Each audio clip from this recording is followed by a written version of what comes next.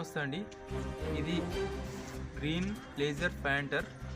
దీన్ని ఒకసారి యూజ్ చేద్దాం. దీన్ని ఓపెన్ చేసి,